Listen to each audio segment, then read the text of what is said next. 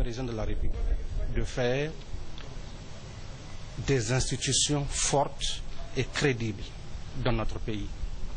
Donc voilà essentiellement l'objet de cette visite-là. Nous les avons invités à engager avec nous un certain nombre de réflexions pour donner beaucoup plus de vivacité, pour donner beaucoup plus de visibilité aux activités du CESOC.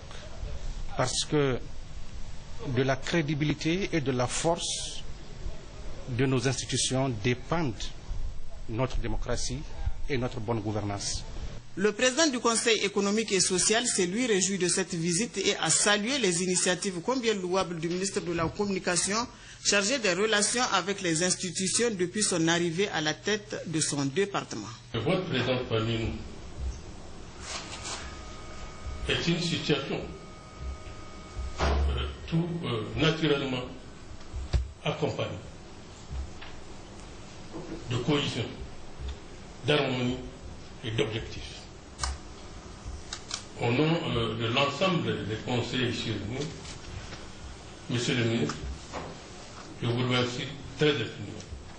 Le CESOC, a noté le ministre Yahouza Sadissou, regorge d'importantes ressources humaines compétentes, d'importantes éminences grises et dans beaucoup de domaines. Une chance à saisir, a poursuivi le ministre pour mener à bien cette mission.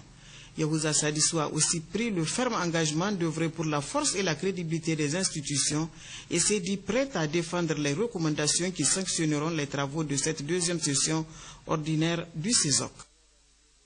Pour sa part, le ministre du Commerce et de la Promotion du secteur privé a présidé ce matin au Palais des Congrès de Niamey l'ouverture du deuxième forum sur le financement de l'entrepreneuriat des jeunes au Niger. C'était aussi en présence du ministre de la Jeunesse, du représentant du PNUD et de plusieurs autres personnalités. Le reportage est signé James Didier et Sani Issouf.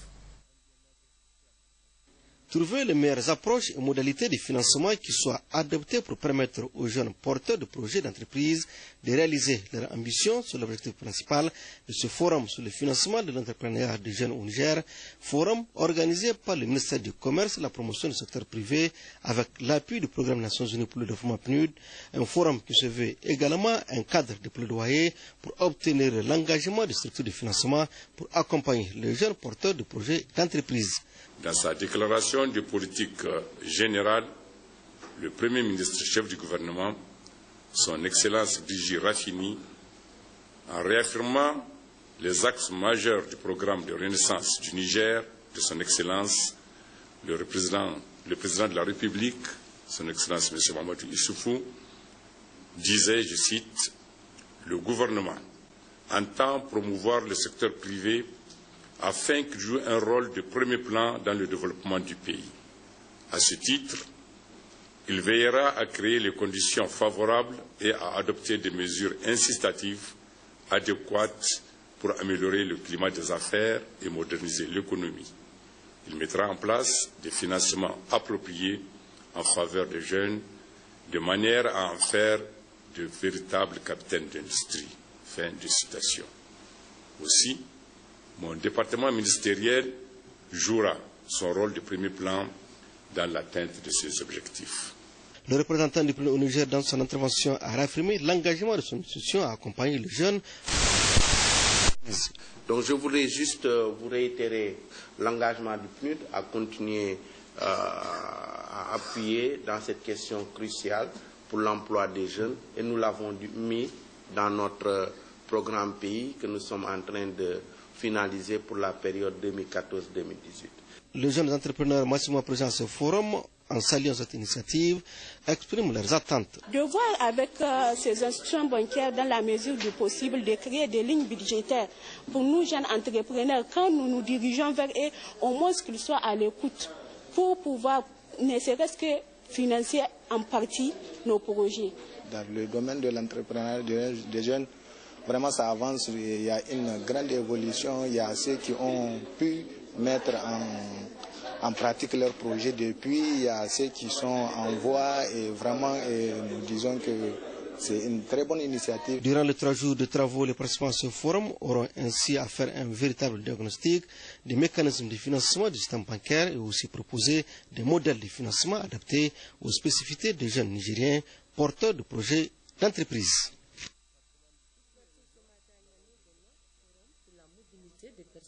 Des biens et l'accès aux services publics comme moyen d'ancrage de l'intégration et de la citoyenneté ouest-africaine. Plusieurs participants des pays de la sous-région ont pris part à ce forum. C'est la ministre déléguée à l'intégration africaine qui a présidé la cérémonie d'ouverture des travaux. D'autres précisions avec Mahmoudou Idrissa Maïga et Hadiza Amidi. C'est sous le haut patronage du ministre d'État des Affaires étrangères et de la coopération régionale, Bazoum Mohamed, que se tient ce forum sur la mobilité des personnes et des biens et l'accès aux services publics comme moyen d'ancrage à l'intégration et de la citoyenneté ouest-africaine. Un thème qui a nécessité une étude approfondie par plusieurs chercheurs africains et dont les résultats seront restitués au cours de ce forum. Le ministre délégué à l'intégration africaine a hautement salué l'initiative et a souligné l'engagement de notre pays de faire de l'intégration régionale une réalité. L'idée de l'intégration africaine est une idée forte sur notre continent et dans notre sous-région ouest-africaine. Pour nous, Nigériens, elle est la matrice même de notre politique africaine. En effet, à ce sujet, le président de la République, son Excellence Issoufou Mahamadou, ne disait-il pas dans son discours d'investiture ceci, je cite, « Je sais qu'il est illusoire de penser que le développement soit possible à l'échelle d'un pays. L'Afrique est le continent qui a aujourd'hui plus besoin d'intégration. » Nkrumah avait raison de dire il y a plus de 50 ans que l'Afrique doit s'unir ou périr. En regardant la carte de l'Afrique, on a le triste sentiment d'avoir face à soi un miroir brisé. Nous avons le devoir de réparer ces miroirs. Notre génération a la responsabilité historique d'abattre ces murs qui constituent nos frontières pour que circulent librement les personnes, les biens et services. Le directeur régional de la coopération suisse a réitéré également le soutien de son institution dans la dynamisation des échanges frontaliers et la libre circulation des personnes et des biens. Cela fait environ 10 ans maintenant que la coopération suisse soutient le laboratoire citoyenneté dans ses engagements en appui à la veille et à l'éducation citoyenne. Convaincu de l'importance d'une participation accrue des citoyens aux affaires publiques, la coopération suisse a naturellement voulu poursuivre sa contribution au programme Action publique et citoyenneté dans le cadre duquel se tient le présent forum. L'objectif est de partager avec l'ensemble des acteurs les constats à partir des réalités du terrain pour esquisser des idées novatrices et plus pratiques. Le 7 septembre 2013, le Niger, à l'instar de la communauté internationale, célèbre la 34e édition de la Journée mondiale du tourisme JMT 2013, placée sous le thème « Le tourisme et l'eau ». Protéger notre avenir. Comme cette journée qui met le tourisme à l'honneur est une occasion exceptionnelle pour sensibiliser la communauté internationale sur l'importance du tourisme et de mieux faire connaître son rôle social, culturel, politique et économique. À cette occasion, la ministre du Tourisme et de l'Artisanat, Mme Yahya Bari Hawa Abdou, a livré un message. Je vous propose de suivre un extrait. L'eau est l'une des plus précieuses ressources du tourisme, car elle alimente toutes les activités touristiques, hôtels, restaurants, loisirs et transports.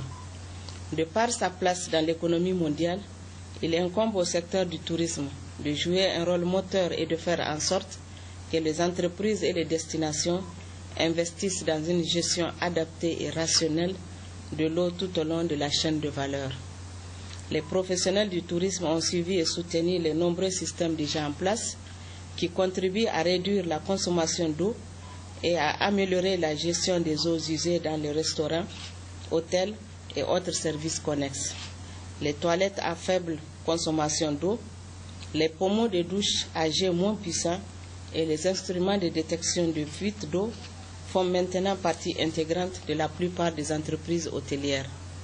Ces avancées sont le résultat d'innovations produites par le secteur du tourisme. Le thème de cette année est dans la droite ligne de l'année internationale de la coopération dans le domaine de l'eau, proclamée par les Nations Unies.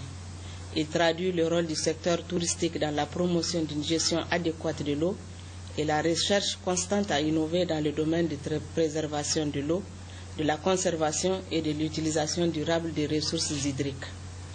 Les autorités de la 7e République, au premier rang desquelles son Excellence M. Issoufou Mahamadou, président de la République, chef de l'État, accordent une place importante à ce secteur qui va désormais jouer le rôle qui est le sien dans l'atteinte des objectifs d'une économie nigérienne compétitive et diversifiée pour une croissance accélérée et inclusive. Cette volonté politique est clairement ressortie dans la déclaration de politique générale de son Excellence M. Birji Rafini, Premier ministre chef du gouvernement, et à travers le plan de développement économique et social du Niger.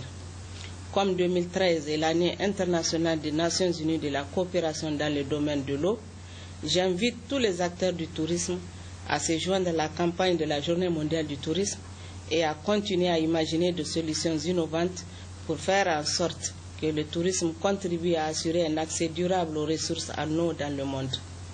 À défaut, la qualité d'eau douce continuera à s'épuiser et sa qualité à diminuer, menaçant les écosystèmes fragiles appréciés de tous, y compris du tourisme. Ainsi, les ressources naturelles sont préservées et gérées durablement. L'eau est à la source de nos vies. Protégeons notre avenir commun. Différentes unités industrielles de la communauté urbaine de Niamey, Dr Rekietou Christelle Jacou, ministre délégué au développement industriel, s'est rendu ce matin au niveau de plusieurs sociétés de la place pour constater leur fonctionnement. Les détails avec Joari Isiaka et Issoufou Suleiman. Cette journée a été consacrée à 3 unités de production agroalimentaire et une unité de distribution de gaz. Il s'agit ici pour les agroalimentaires Sonilib, Wakaso et Oriba. Elles sont spécialisées dans la production de boissons gazeuses.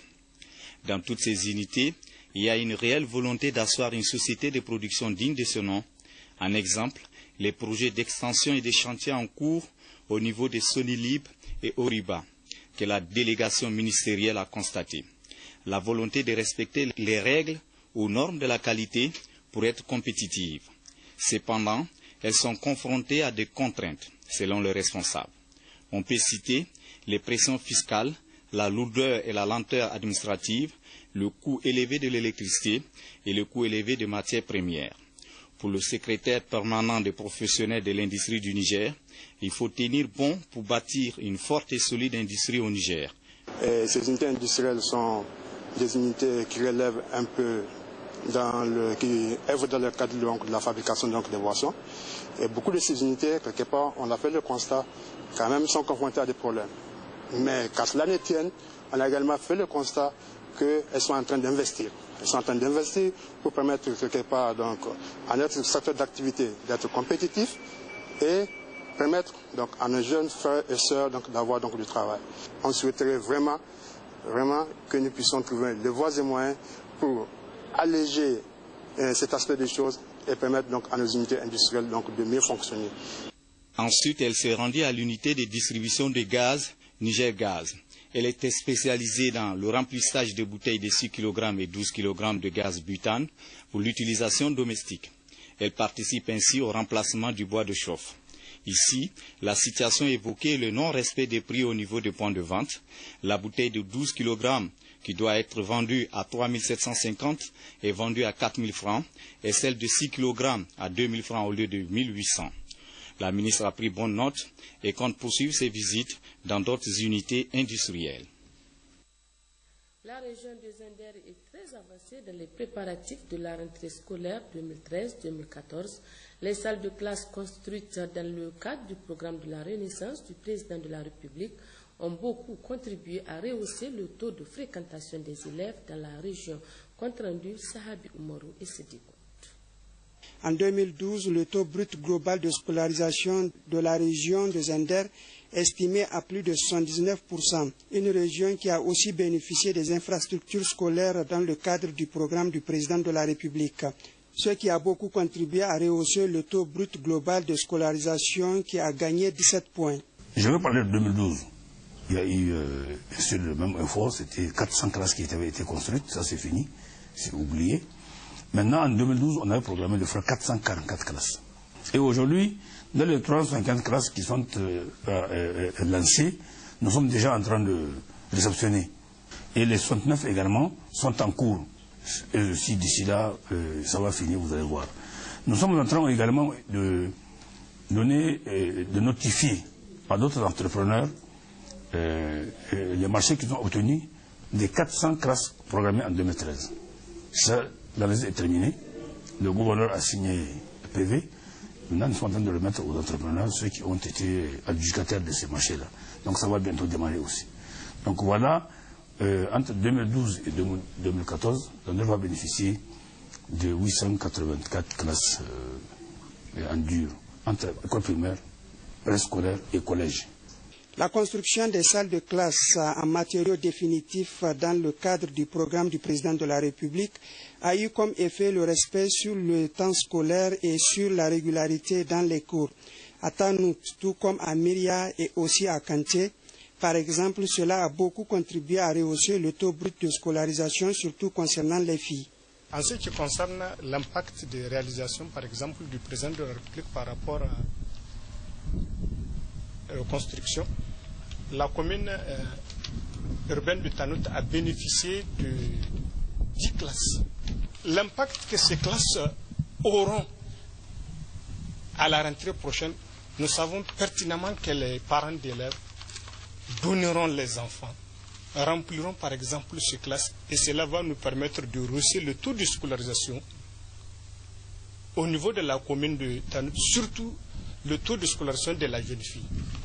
Au niveau de notre inspection du UB de Myria, nous avons bénéficié de 24 classes dans le cadre de l'initiative 3N. Donc ces 24 classes ont été réceptionnées en 2012, en fin juin 2012, et ils ont eu un impact sur le recrutement, la fréquentation et la réussite des examens en 2013. Donc à titre d'exemple, au niveau de cette école, dans le temps, ce sont des classes en paillotte et qui ont été remplacées par ces classes construites que vous voyez ici. Et ces classes ont amené un changement par rapport à l'effectif de l'école, car ils ont eu, au lieu de 2 classes en série, ils ont passé jusqu'à 3 classes en série de CI. La région de Zender met aussi les bouchées doubles pour réussir une rentrée scolaire 2013-2014 acceptable. Les préparatifs sont très avancés. En ce qui concerne les préparatifs de la rentrée 2013-2014, il faut dire que nous avons déjà tenu la commission régionale d'affectation. Celle-là même est soutenue par les commissions sous-régionales qui se tiennent au niveau des départements. Et on trie les demandes d'affectation au niveau national qui sont examinées ici et transmises à Niamey. Ça a été déjà fait. Nous avons également tenu la commission régionale d'orientation des élèves admis au BPC de cette année. Ça également, c'est terminé. Mais ici, il faut ajouter que, vous savez qu'au départ, il n'était pas prévu d'orienter les enfants à l'école normale, mais après, le gouvernement a décidé que ce soit fait.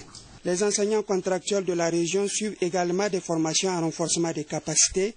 Tout est donc mis en œuvre pour la rentrée scolaire 2013-2014 dans la région de Zender.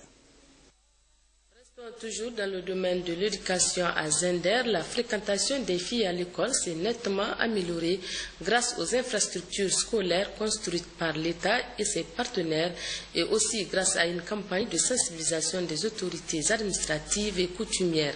Le reportage de Sahabi Oumarou et Sidiko Abdou. Ce taux de scolarisation de la jeune fille en nette évolution a été rendu possible grâce à une campagne de sensibilisation dans laquelle les chefs coutumiers se sont beaucoup impliqués, et cela avec l'aide des partenaires au développement. En ce qui concerne la scolarisation de la jeune fille, les chefs ont apporté beaucoup. Et la sensibilisation des chefs a y apporté, en tout cas sur l'impact est ressenti au niveau des populations. Parce qu'il y a des zones où, par le passé, c'est à peine que vous trouverez un tiers sur l'effectif des enfants inscrits à l'école, à peine vous trouvez le tiers. Maintenant, avec la sensibilisation menée par les chefs traditionnels, vous avez dans certaines écoles, même nomades, où des fois l'effectif des jeunes filles dépasse l'effectif des jeunes garçons. Concernant la scolarisation des jeunes filles. À notre niveau, comme je viens de le dire, c'est la sensibilisation. Et cette sensibilisation, ça a commencé depuis des années, surtout avec un protocole d'accord signé entre l'association des chefs traditionnels et l'UNICEF. Depuis lors, les chefs traditionnels se sont engagés à faire rehausser le taux de scolarisation des jeunes filles. Et présentement, il y a des résultats palpables concernant les sensibilisations que les chefs traditionnels ont fait sur la scolarisation des jeunes filles. Le taux est en train de rehausser. Et jusqu'à présent, on continue.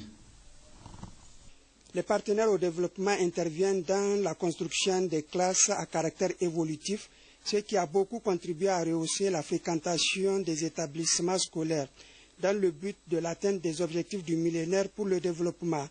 L'exemple du département de Kanté est assez illustratif.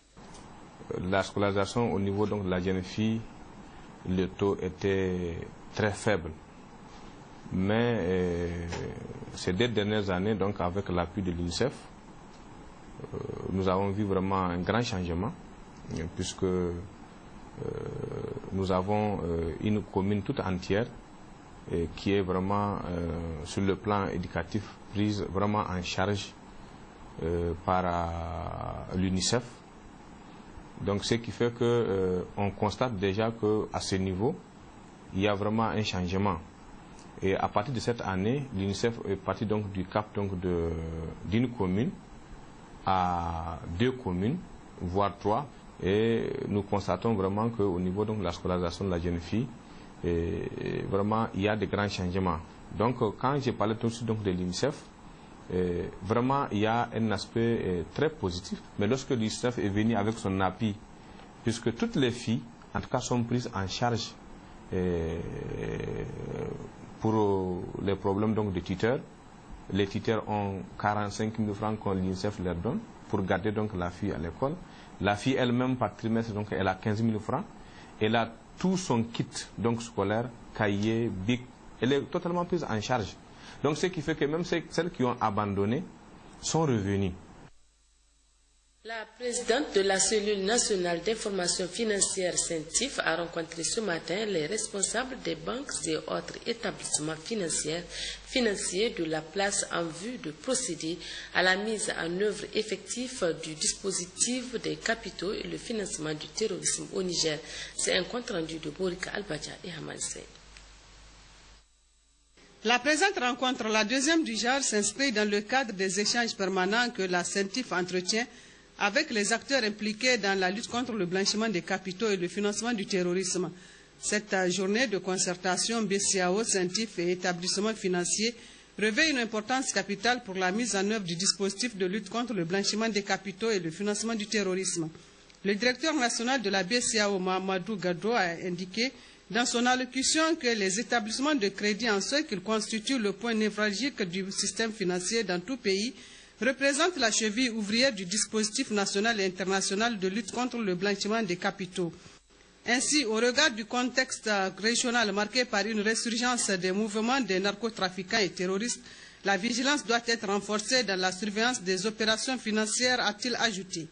La présidente de la CENTIF, Mme Saladi Timadena Datan, a pour sa part constaté l'éveil des consciences des assujettis du secteur financier, ce qui a contribué énormément à améliorer positivement l'image de notre pays vis-à-vis de la communauté internationale. Les secteurs financiers sont le premier maillon, donc ils constituent l'avant-garde de la lutte contre le blanchiment des capitaux et le financement du terrorisme.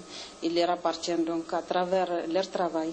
Donc chaque fois qu'ils constatent des opérations suspectes, naturellement de faire déclaration à la CENTIF du secteur financier sur le fait que nous avons des statistiques faibles.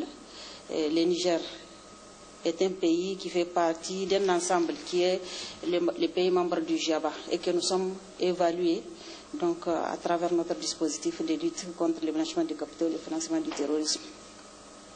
Donc nous sommes évalués au travers de nos statistiques. Nous sommes évalués au travers du travail que nous faisons et du combat que nous menons. Et la communauté internationale nous regarde et que nous n'avons pas le choix. Nous sommes obligés de prendre toutes les dispositions nécessaires pour mener ce combat. Ce rendez-vous du donner et du recevoir permettra sans nul doute aux responsables des banques et établissements financiers d'être plus vigilants dans toutes les transactions financières. Voyons à présent cette cérémonie de passation de service ce matin à la Commission nationale de collecte et de contrôle des armes illicites entre le nouveau président, le général de brigade Youssoufa Mamadou Maïga, et son prédécesseur, le lieutenant-colonel Younoussa Abdoulaye. C'était en présence de plusieurs membres de la dite commission. Le commentaire de Moussa Yahya sur les images de Youssoufou Nouma. C'est le général de brigade Youssoufa Mamadou Maïga, à la retraite depuis 2001, ancien préfet, ancien ministre, ancien ambassadeur, précédemment gouverneur de la région de Tillabéri, qui prend désormais les rênes de la commission nationale chargée de la collecte et du contrôle des armes illicites. Au cours de cette cérémonie, à laquelle prenaient part plusieurs membres de cette commission, le président sortant a tenu à rendre hommage à ses collaborateurs dont le rôle a été déterminant dans le rayonnement de la commission. Le lieutenant-colonel Younoussa Abdoulaye n'a pas manqué de louer les qualités de son successeur. Nous sommes réunis à cet instant solennel pour la passation de service avec le nouveau président nommé pour conduire les activités de la commission. Mon très grand ancien et aîné, le général Youssoufa Mamadou Maïga, qui, comme vous le savez, constitue en lui seul une bibliothèque au regard de sa longue et riche expérience multidimensionnelle, aussi bien dans l'armée que dans les activités administratives, politiques et civiles. Permettez-moi, mon général, en cette circonstance, à mon nom propre et à celui des membres et personnels de la CNCCI, ici présents, de vous féliciter pour votre nomination à ce poste et par la même occasion vous souhaiter plein succès dans votre nouvelle mission. Pour sa part, le nouveau président de la Commission nationale de collecte et de contrôle des armes illicites, le général de brigade Youssoufa Mamadou Maïga, s'est félicité pour la qualité du travail abattu par son prédécesseur et ses collaborateurs avant de souhaiter bénéficier de la même disponibilité des membres de la Commission.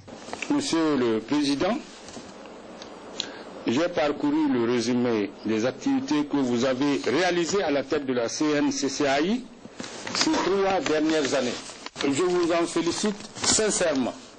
En effet, il est indéniable que vous avez sorti la CNCCI de l'anonymat à travers les actions menées aussi bien dans la lutte contre les armes légères et de petit calibre que les mines au Niger, notre pays, comme vous l'avez si bien dit. Mon colonel, partez donc rassuré avec le sentiment du devoir accompli. Après cette cérémonie de passation, le général de brigade Youssoufa Mamadou Maïga s'est entretenu avec son prédécesseur avant de présider une réunion de la Commission nationale de collecte et de contrôle des armes illicites.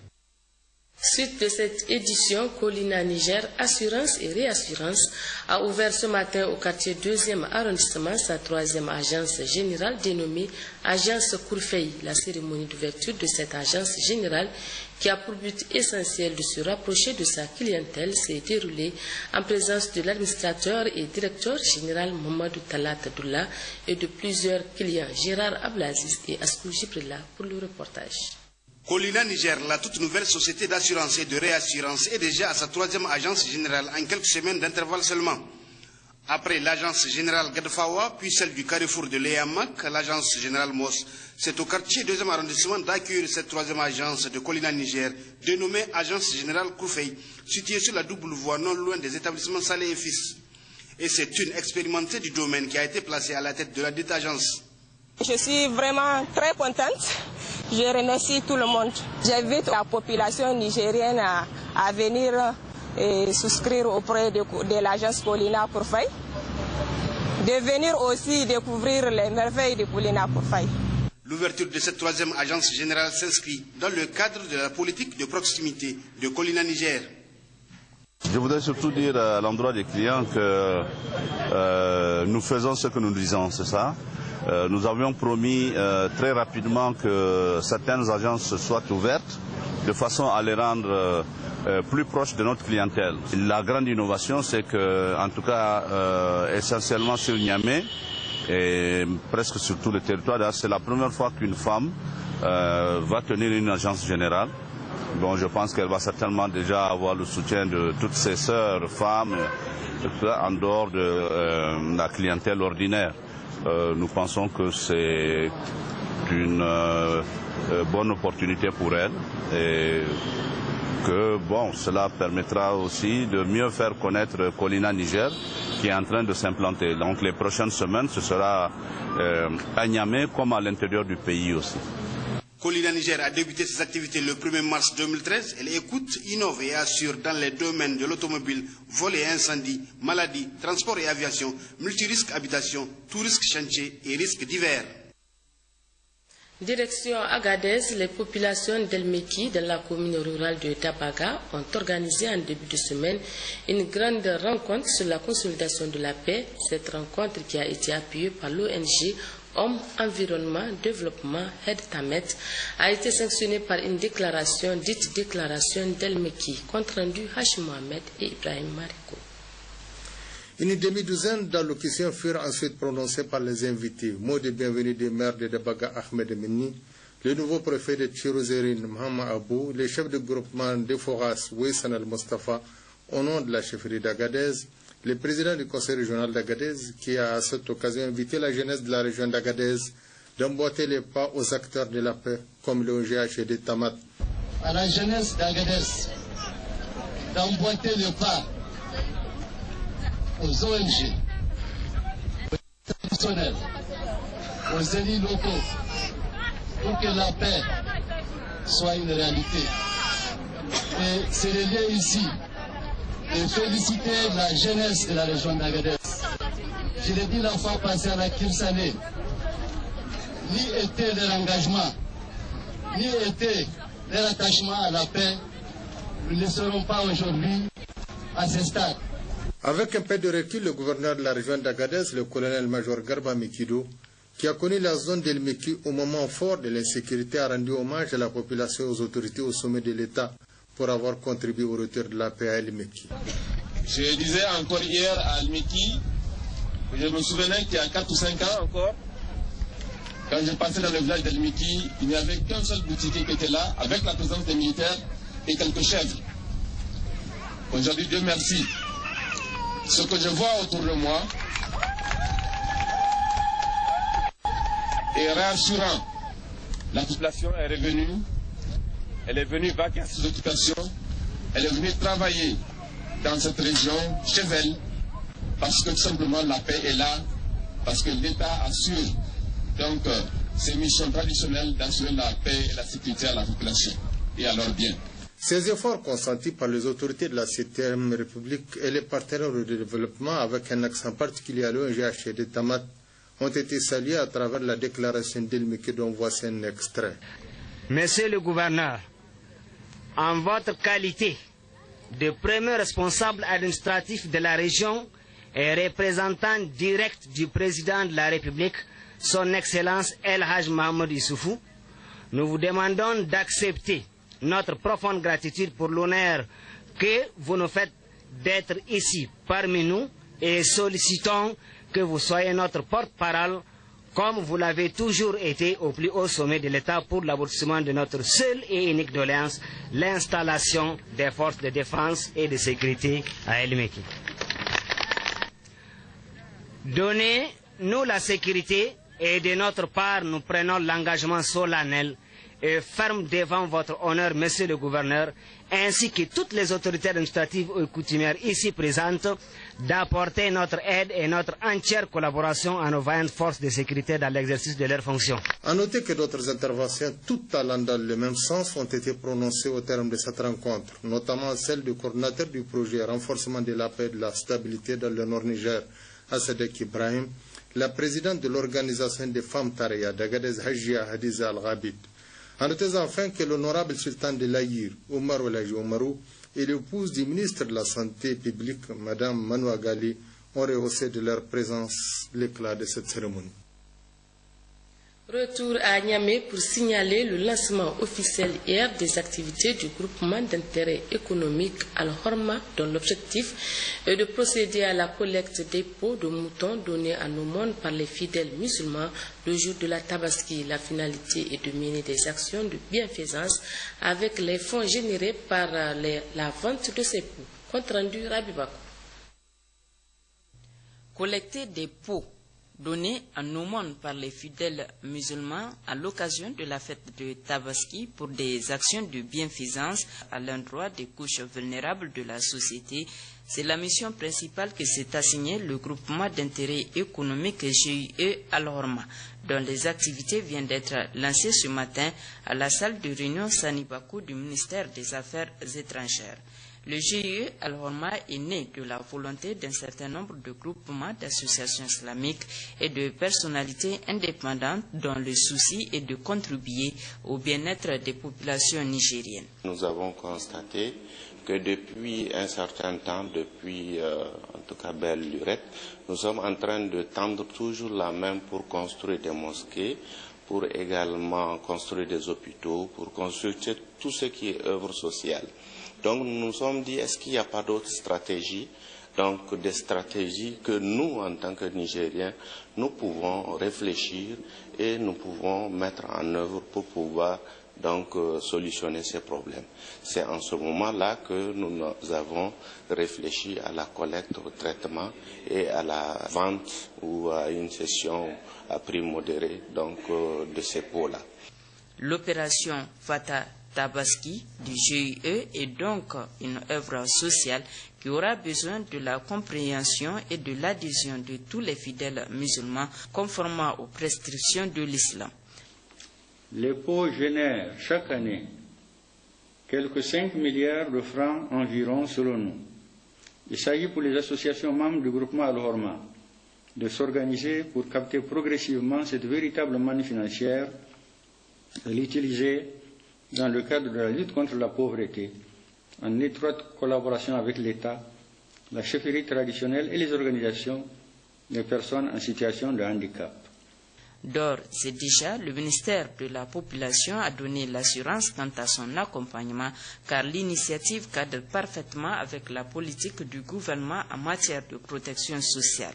À noter que le lancement de l'opération Fata Tabaski du GIE Al-Horma intervient à quelques jours de la fête de l'Aïd el-Kébir et a été suivi d'un débat sur la mendicité, un phénomène devenu aujourd'hui un véritable problème social dans notre pays. Lancement hier à Dosso de l'opération de délivrance gratuite des actes de naissance des jugements supplétifs par le projet GIZ en collaboration avec le tribunal de grande instance de Dosso. Compte rendu Issa Saleh et Habib Garba. Organisé par le projet allemand GIZ au Niger en collaboration avec le tribunal de grande instance de Dosso, cette opération de délivrance gratuite des actes de naissance, des jugements supplétifs et déclaratifs touchera l'ensemble des 43 communes que compte la région de Dosso. Le coup d'envoi de la dite opération fut donné ce mercredi dans les locaux de la Maison des Jeunes et de la Culture Garbaloga de Dosso, en présence du premier vice-maire de la commune urbaine de Dosso, M. Adamou Seydou, entouré pour la circonstance de plusieurs chefs des villages et des quartiers de sa commune, des représentants du tribunal de grande instance de Dosso et des responsables de l'état civil de la mairie de Dosso. C'est la commune urbaine de Dosso qui a servi de cadre au lancement officiel de cette importante opération. Une commune qui compte 28 villages administratifs et 9 quartiers, pour une population d'environ 89 000 habitants. Cette opération est bien accueillie par les autorités communales de la région de Dosso. En témoigne le premier vice-maire de la commune urbaine de Dosso. Avec l'établissement gratuit de ces pièces d'état civil, normalement, au moment des élections, les gens vont se faire enregistrer. Car sans pièce d'état civil, les gens ne peuvent pas s'exprimer aux urnes. Donc vraiment, je vais encore remercier le projet GIZ en collaboration avec le tribunal de grande instance de Dosso, qui nous ont vraiment offert cette opportunité d'informer nos populations pour cette journée inoubliable pour moi aussi. Il ne peut être titulaire de ses premières pièces d'état civil qu'après un témoignage ferme de son chef du village ou de quartier. Ils étaient nombreux venus chercher ces pièces. Ce matin à Niamey de la foire des connaissances et des meilleures pratiques du programme de microfinancement du Fonds pour l'environnement mondial organisé par le réseau des partenaires et bénéficiaires des subventions. Cette foire vise à favoriser l'établissement d'un réseau d'échange entre les bénéficiaires du PMF, les organisations de la société civile ainsi que le grand public. Compte rendu, Sekinat Abdou et Issoufou Nomo. Cette foire de connaissances sur les meilleures pratiques du programme de microfinancement du Fonds pour l'environnement mondial est organisée par le réseau des partenaires et bénéficiaires des subventions REPAP par l'intermédiaire du programme des Nations Unies pour le développement. Elle a pour but de promouvoir la réplication et la vulgarisation des projets et des meilleures pratiques. Il est important de rappeler que la mission essentielle du réseau des partenaires et bénéficiaires des subventions du programme de microfinancement du Fonds pour l'environnement mondial est la promotion des partenaires bénéficiaires de l'environnement mondial à travers le renforcement de leurs capacités dans le cadre des actions de lutte contre la dégradation de l'environnement pour la réduction de la pauvreté. Pour le ministre de l'Hydraulique et de l'Assainissement, assurant l'intérim du ministre de l'Environnement, de la Salubrité urbaine et du Développement durable, cette initiative du REPAP est à saluer. En entreprenant cette initiative, soyez assurés du soutien du gouvernement et nous veillerons à ce que toutes les actions qui sont menées et qui sont positives pour les populations soient mieux valorisées et mieux capitalisées. Quant à vous, femmes du réseau des bénéficiaires des programmes du Fonds mondial pour l'environnement, je voudrais vous réaffirmer ici tout le soutien, l'engagement et la disponibilité du gouvernement pour vous accompagner dans l'atteinte de vos objectifs. Je vous exhorte à poursuivre vos actions méritoires déjà réalisées, à renforcer la collaboration avec les services techniques de l'État et à promouvoir le dialogue et le partenariat avec tous les acteurs pour mieux réussir votre noble mission. Cette foire permettra de concilier les impératifs à court terme consistant en la recherche de solutions aux préoccupations urgentes et la nécessité d'adopter une stratégie à long terme permettant d'optimiser les ressources naturelles et humaines afin de promouvoir un développement économique et social.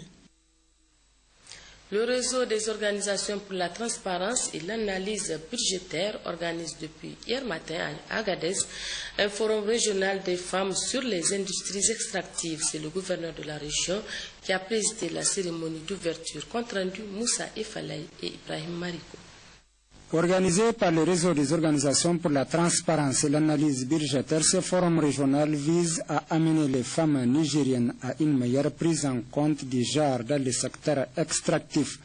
Des jours durant, des femmes des régions d'Agadez, de Tawa et des Zender, ici des conseils municipaux, des organisations féminines et des médias, vont débattre des questions relatives aux impacts et retombées des industries extractives sur leur épanouissement socio-économique, leur santé et leur cadre de vie. Le maire de la commune urbaine d'Agadez, Rissa Feltou, a dans son mot de bienvenue salué l'initiative de Rotab qui a organisé un forum sur les femmes et les industries extractives. Le thème de ce forum, à savoir quel impact est retombé des industries extractives sur les femmes, dira la vice-coordinatrice de Rotab dans son intervention, pose la problématique de la jouissance par les citoyens des opportunités offertes par les industries extractives.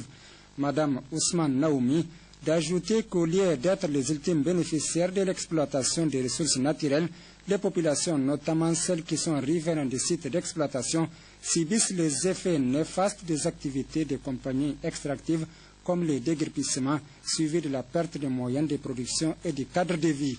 Notre vision est tout simplement celle d'un pays où les femmes tirent de façon effective les fruits de l'activité extractive, a conclu la vice-coordinatrice de Rotab. Dans le discours d'ouverture qu'il a prononcé, le gouverneur de la région d'Agadez a réitéré ses sincères remerciements à l'endroit de Rotab pour son engagement dans la sensibilisation des populations sur les enjeux des industries extractives et le renforcement de la gouvernance locale. Le colonel-major Garba Maïkidodi poursuivra. Le thème de ce forum est incontestablement l'un des plus opportuns, car la dimension genre dans l'exploitation minière et pétrolière n'est pas suffisamment prise en compte, pour ne pas dire qu'elle est totalement absente dans l'organisation et la mise en œuvre des industries extractives.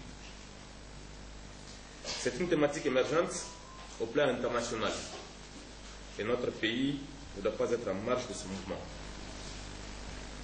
Il est évident que les femmes ne jouissent pas des mêmes retombées des industries extractives que les hommes, tout comme les impacts négatifs qu'elles subissent sont également énormes. Le sous-sol de notre pays regorge d'importantes richesses, dont l'or, l'uranium et le pétrole, pour ne citer que cela. L'exploitation de ces richesses devrait offrir les opportunités et des perspectives concrètes aux femmes qui représentent plus de la moitié de la population de notre pays. Aucun développement sans cette frange importante de la population n'est possible, et c'est à juste titre que le gouvernement de la 7e République prône le concept de l'équité genre, qu'il s'attelle à mettre en œuvre dans tous les secteurs, notamment celui des mines. Le gouverneur de la région d'Agadez a invité les participantes à donner le meilleur d'elles-mêmes, à partager leurs connaissances et expériences sur la thématique retenue par ce forum. Tenu à Dosso d'un atelier de lancement des opérations d'état de lieu de bonification et d'assainissement des banques céréalières de la région de Dosso, c'était sous la présidence du gouverneur de la région. Compte rendu Ousmane Abdou et Habib Bako. Après le lancement national des activités du groupe de travail ad hoc sur l'assainissement et la bonification des banques céréalières implantées au Niger, c'est le tour de la région de Dosso de procéder au lancement des activités d'état des lieux, de bonification et d'assainissement des banques céréalières. Le Niger, pays sahélien et enclavé, fait face depuis plusieurs décennies à une insécurité alimentaire et des crises répétitives résultant d'aléas climatiques cycliques. Cette situation se traduit par des difficultés d'approvisionnement des marchés ruraux en produits alimentaires en certaines périodes critiques de l'année, notamment durant les mois de soudure et de production.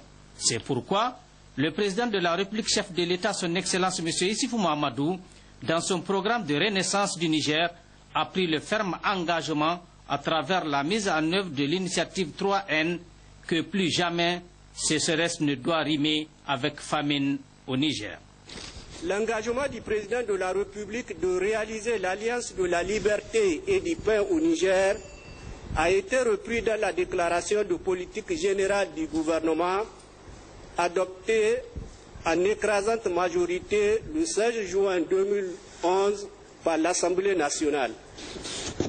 C'est dans ce contexte que, au regard des difficultés alimentaires, nutritionnelles et pastorales qu'augurait la mauvaise campagne agro-pastorale 2011-2012, son Excellence M. Brigitte Raffini, Premier ministre chef du gouvernement, en même temps qu'il engageait le programme d'urgence de réponse à la crise, a créé par arrêté numéro 00283 PM, modifié et complété par arrêté 0037 PM du 28 février 2012, le groupe de travail ad hoc sur l'assainissement des banques céréalières implantées au Niger qui organise le présent atelier. En procédant à l'ouverture de cette rencontre de Dosso, le gouverneur a rappelé qu'en 2 ans de mise en œuvre de l'initiative 3N, la région de Dosso dispose de plus de 600 banques céréalières.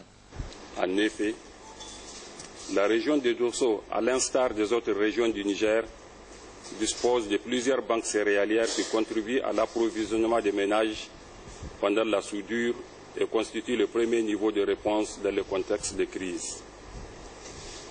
Cet outil de sécurité alimentaire à la base s'est renforcé davantage dans notre région avec le programme de renaissance du président de la République, chef de l'État, son Excellence Issifou Mahamadou, comme l'attestent de façon éloquente les réalisations faites dans la région dans le cadre de l'initiative 3N, les Nigériens nourrissent les Nigériens.